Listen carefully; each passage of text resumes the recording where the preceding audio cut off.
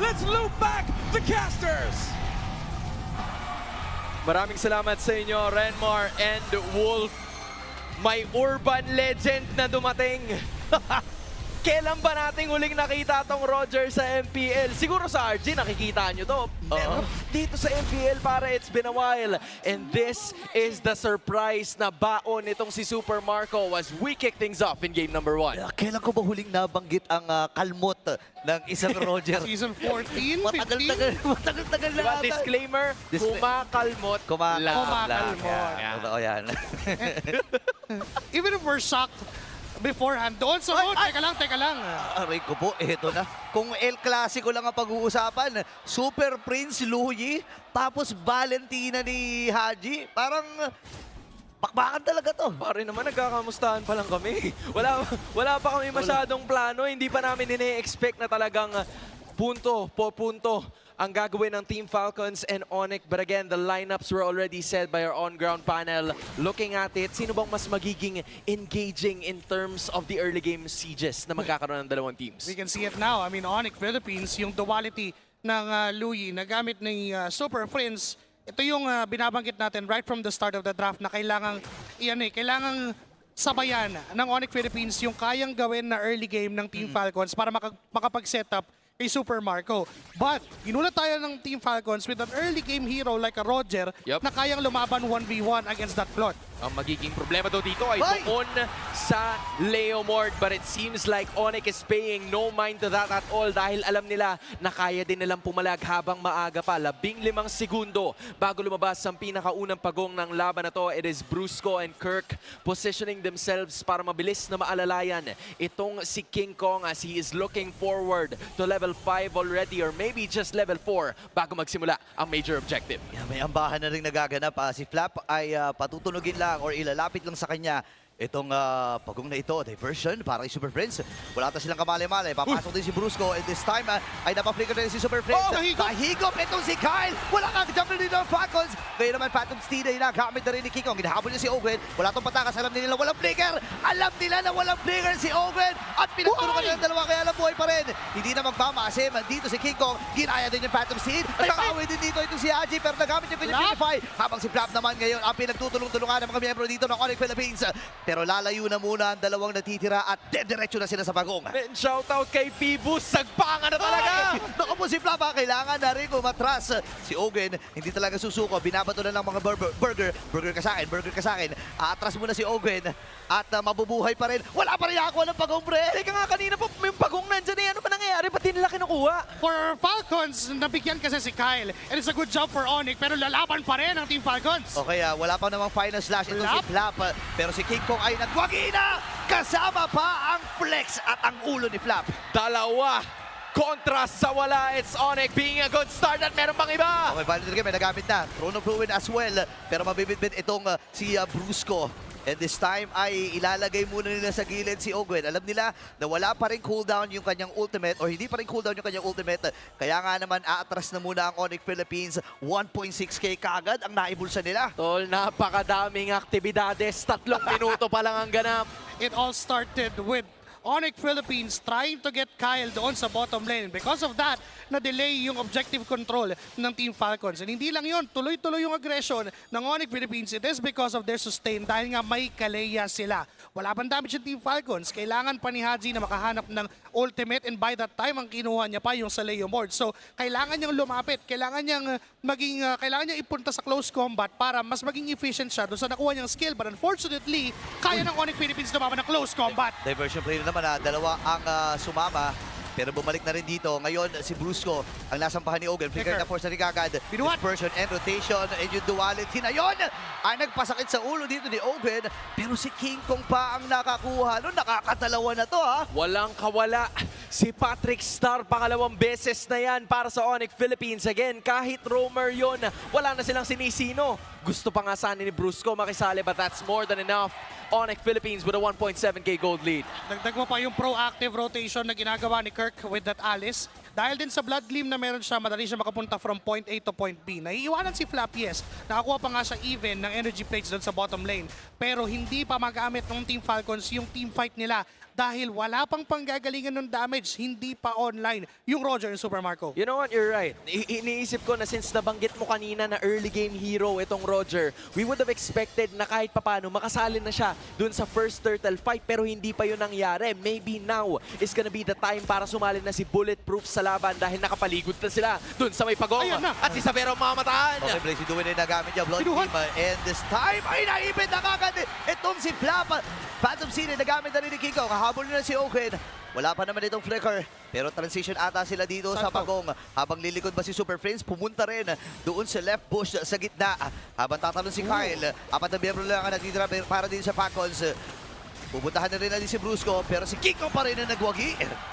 Tuloy This pa rin still sila. continues, looking for it again. Si Owen na naman, looking to dish out against the others. Pero si Kirk baka wala! Naku, natalo na nakasabay ng Violent Game. Dalawa pa nga yung nakasampa doon. At nakakuha na ng kill ang Falcons. Pero hindi pa tapos dito si King Kong. Gusto pa na sana niyang umisa. Kaya lang nasampahan din siya dito ni Owen. Final stack as well. May ipit ata siya. Kaya lang nakakabayo eh. Dalawa na yung nakasakay. Isipin mo yun, sa kabayo, dalawa yung nakasampa. Tol, pwede naman kasi yun eh. Pwede Banting pala sila yun. eh. Ban, tropa time. Si Barbiel, walang kinikilala yan. Wala. Kahit sino pwede. But at that moment, tila ba ang daming nangyayari. Sino ba yung lumamang sa mga ganong sitwasyon, pare? Definitely, Onyx pa rin naman ang may hawak ng kalamangan, but the good thing for Team Falcons is nakakabawi na sila.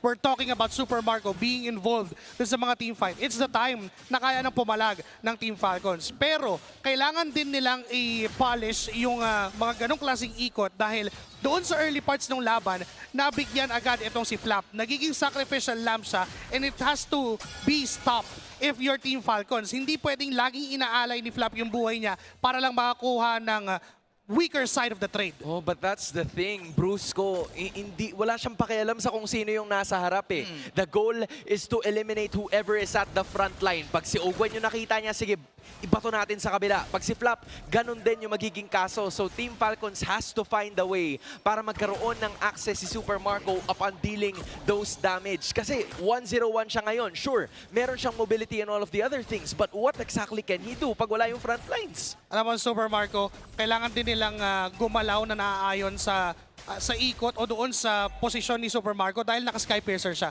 Kailangan nilang magamit yon to their extent na makapag-stack up agad yung Roger ni Super Marco. But Haji is feeling a lot of pokes mula kay Super Friends. This is where it all started. And kailangan abatan ng Team Falcons yung paulit-ulit na ganito kasi yung frontline nila tinutunaw lang ng ng Onyx Philippines. Looking at it again, 4-2, 6-4-2 din ang kalamangan ng Onyx in terms of gold. Kalahati ang pagong. Okay, tatalon si Bruce dito. Gagamitin na ba niya Uy! ang kanyang tsunami slam? At doon ka sa gilid niya, kinuha yun. Nakatalo na rin ito si Kyle pero siya mamamatay. Grabe. Hindi niya makukompleto yung kanyang Violent Reclaim. Habang si Flap ngayon ay nagamit Flap? yung kanyang final Hello? slash. Apat na miyembro ang kanyang pinupunta. Flicker yung nagamit din. Oh! Yung Throne of Ruin ni Kirk para dun sa follow-up. Akala natin makakatakas pa si Flap. Buti na lang nandun si Kirk. Superhero landing from Kirkitek. Napagandang positioning ng kanyang Throne of Ruins. And for Onyx Philippines, looking at it, nandun yung sistema eh, nandun yung checklist na ginagawa nila kapag may nabuhat, laging handa yung Onyx Philippines to provide the damage that they need. And hindi naman din ganun kakunat sila Flap and even Ogwen dahil kaya silang tunawin ng Onyx Philippines at this point in time. Team Falcons have yet to prove us yung Roger pick kung paano nila mapapagana. Alam mo, nagme-make sense na yung ginawa nila na pag Tsunami Slam kay Ogwen kahit siya yung pinaka-tanky member. O2 means na mawawalan siya ng items. Kaya may ginawa na naman sila. Ito na naman yung kanilang naging plano pero makakasama naman. Kaya lang Violent Reclaim sa likuran. Sabero! Pero magkakaibitan, mamamatay din si Owen. Habol na si Kyle doon sa may kaliwa. King Kong at Sabero ay nandun sa may gitnang bahagi naman. Dinabol si Super Makmak. Pero lalayuan na muna ito. Flap versus 2. Super Marco at si Bruce ang kanyang target. Pero sumama na rin yung kuya. Dito na rin si Kirk. Apat na miyembro na ng Onyx Philippines na nagsasama-sama. Nangukumpleto na ang pamilya. At habang nangyayari lahat ng yun, Uy! nawala din yung Torres sa itaas. Sumakay pa sa kabayo itong si King Kong. Pero andun na naman yung talon! Naku na, naabutan talaga. Dalawang agad ang nasikwan ni King Kong at magiging tatlo pa. Lobo kagad sa 6,000 ang kalamangan ng Super Fam. Di pa rin mainda ng Team Falcons Philippines yung nangyayari at ginagawa ng Onyx Philippines. Mabilis ang burst coming in from Brusco and Super Fades. Dagdag mo na si King Kong na napakatagal sa gitna ng laban all because of the passive all because of the sustain na meron ng Onyx Philippines. Namisnam na naman and instant kill para sa Onyx Philippines. Bilis. Isinama pa nila yung toro sa itaas, men. 10 minuto pa lang ang nangyayari at sobrang daming action na. Tol, Stockton tumalo ni Sril. Kanina pa to. Sobrang dami ng assists nitong si Brusco and he's willing to sacrifice his life for the greater good of the family Onyx Philippines. 7,000 na Ayan na ang naman. kalamangan at mukhang mag-engage na naman sila. Sinong susunod na biktima? Okay, kung sila inagamit, si Brusco naghahanap din Naku po, ng magiging turret. Nagamit na rin yung Winter Crown. Inaabangan na Aray talaga. And King Kong ay nakakuha din ng kill. Ipit itong si Kirk. Pero sapat na yun kasi jungle naman yung nakuha ng Onyx eh. Ang kinailangan pagtulungan ng Team Falcon si Kirk para lamang makakuha sila ng kill. Yun yung binabanggit natin, bago pa man magsimula yung draft or habang nagsisimula yung draft, they have to have someone that can peel for the Claude and the Luyi na hawak ng Onyx Philippines. And it's Kirk. Gamit ang kanyang alis. Enough na yung buhay niya kapalit kasi it's still a better trade. It's a jungle na makukuha ng Onyx kapalit lang ng buhay niya. Aabot din naman siya sa pagbagsak ng Lord doon sa top lane. And for Onyx Philippines, ito yung plano nila right from the start of this game. Bigyan ng magandang buhay si Savero doon sa Aray! gold lane and at the same time, i-outpace ang Team Falcons. Tol, nabasag na yung mga shields na nanggagaling Diversion. doon sa inhibitor pero meron pang Lord sa itaas at doon din manggagaling yung iba sa Onyx. Nakakagulat ito And Brusco, umaabante, naghahanap ng mahuhuli. At ang dami niya magagandang pasok. Ah! Habang si Kirk naman ang mangunguna. Tinawag na rin si Barbiel. Kalahati si Over dito. Kaya napapasok Brusco. na rin. Tsunami Slam ay nabitawan. Makakatakas naman si Flavio the Flicker. Pero pupunta pa rin siya doon ni Kirk. At tatapusin na rin ni Kiko ang kanyang buhay. Apat na lang natitirang miyembro mula sa Falcons. At magta-transition muna sila dito sa baba. At mukhang tutuloy-tuloy pa sila dahil basag na ang ibaba. Now they're looking for the lock. Will that happen right now? Ayun na. Kukuha na naman ata dito si Brusco. Tinawag na naman si Barbiel. Pero may wave pa sila. Hindi makapasok. Oh, Pero tatlo yung tinamaan. Violent Game. Kaya si Super Marco ay nakukuha na. Super Swings as well. Masyado na napapalalim din si Anjik. Kirk. At siya atay mapapatay. Diversion ay Tapos. ginamit din. At tatapos sila ni Savero. Ang Game 1. Roger ang gagamitin. Burger kayo sa amin. Onyx Philippines. Parang di naglaro kahapon. Minadali ang game number 1. They took Falcons by storm at hindi na nakasabay ang lipad ng Falcons dito. Men, grabe si Oben dito.